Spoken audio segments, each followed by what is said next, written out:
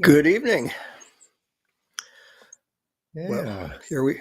here we are, and as beautiful as Colorado is, I am sure that 84 degrees in Arizona is a preferable environment to play music in, and that's where the guys are tonight in Phoenix. Well, it's nice to have them in my time zone. I'm sorry you have to stay up late tonight, Gary, but it's nice that they've made their way out to my side of the country so that I can watch them at a civilized hour. And boy, oh Absolutely. boy, that show we saw the other night, I'm still picking my jaw up off the floor after the second set of the other night. And the first set wasn't too shabby either.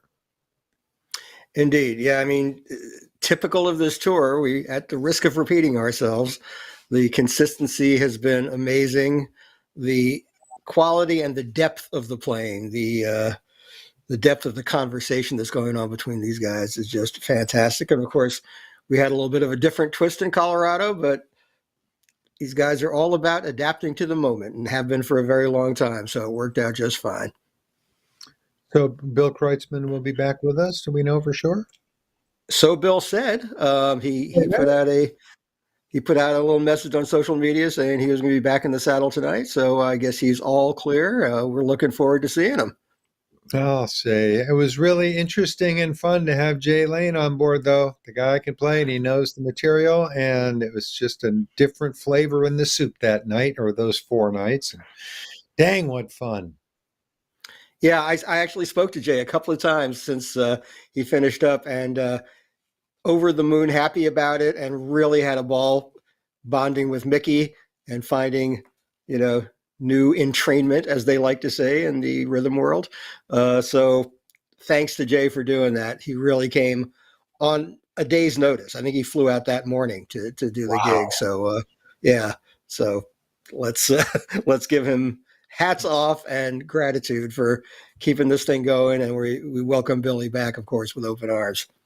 That's pretty impressive. So, one of the things we're doing here is offering up a free preview of tonight's Dead and Company show for you. If you're watching this on YouTube or Facebook's Nugsnet channel, they're going to show you the first song of the first set, and then you'll have to either wait till the set break and watch the preview of the second set, or better yet, go over to livedead.co and buy the stream so you can watch the entire thing.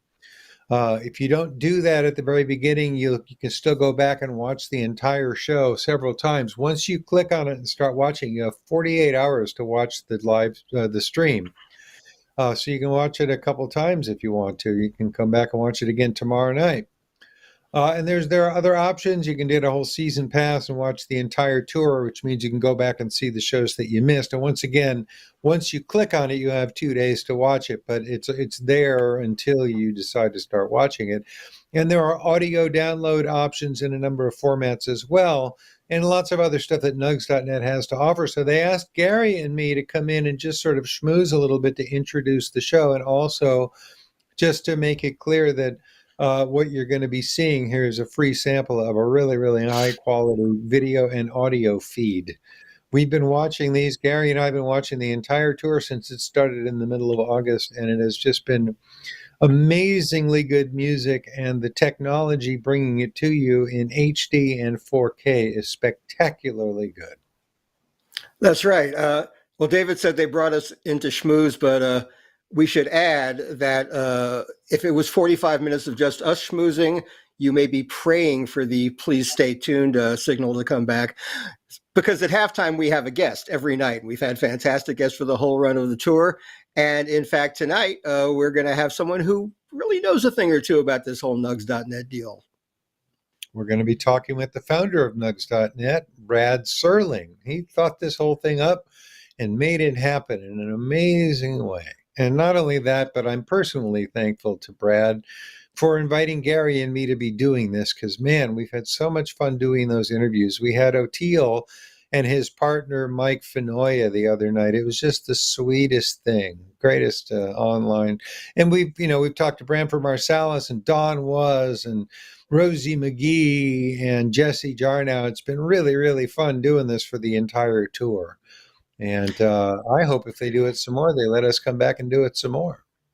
Yeah, in fact, it's just kind of hitting me. We are now officially in the final week of the tour. 5 more shows tonight, San Diego on Wednesday, and then finishing it off with 3 nights, culminating in Halloween at the Hollywood Bowl. And I'm going to be a little bereft when this is over. My life will be a little bit more normal in some ways, but I'm going to miss this. It's really been a blast. This tour has just been an absolute delight to watch. And of course, all the communications we've seen from Deadheads, Dead and co-heads, has just been pretty ecstatic about the whole thing. And we're really pleased that we have had even our little part in helping to serve it up to you.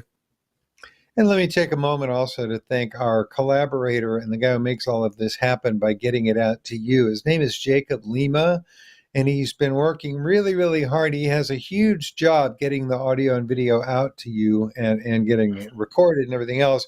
And then they smacked this little job on top of him to work with us on all of these broadcasts as well. And he's been really, really great to work with. And we're just having the time of our lives doing it. So a special shout out and thank you to Jacob for his fine work.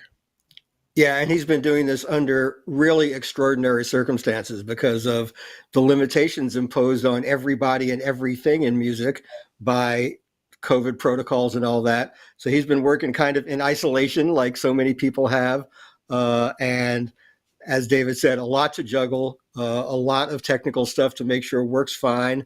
And of course, if you've been watching the live streams, you know that everything's been getting out there beautifully. I haven't known of any major glitches or anything in my watching of it. The signal seems rock solid. The audio and video are just spectacular. I'm glad I got one of those big flat screen TVs, or at least moderately big ones. I don't have one of the 73-inch ones, but it does the job anyway. And really great to see all the detail and all the great facial expressions between musicians on stage and fingers on keys and on strings and all that. It's really a fantastic gift for music freaks and for Deadheads to get this up close look, and then also to see the joy the audience is experiencing, which is a big part of the equation.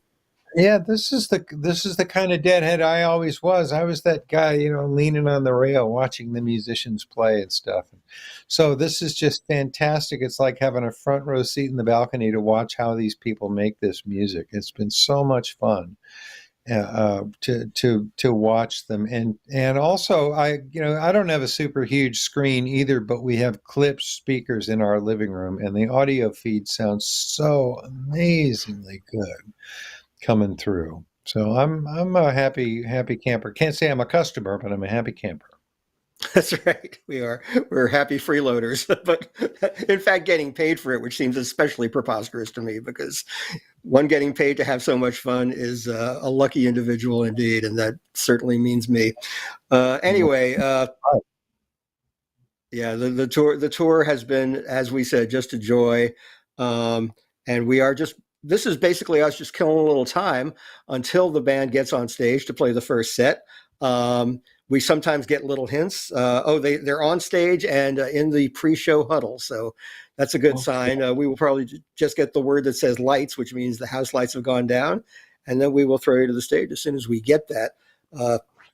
In the meantime, once again, we will be back at halftime with Brad Serling, and you'll learn some of the secrets of Nugs.net and the evolution of this amazing technology and this business, and how it's come that we can all sit in our living rooms and watch music of this quality and this incredible technical excellence. So we look forward to talking to Brad.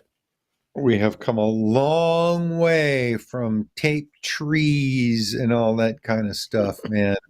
And by the way, we should also mention that if you buy the audio downloads of these things, they are available like an hour after the show is over.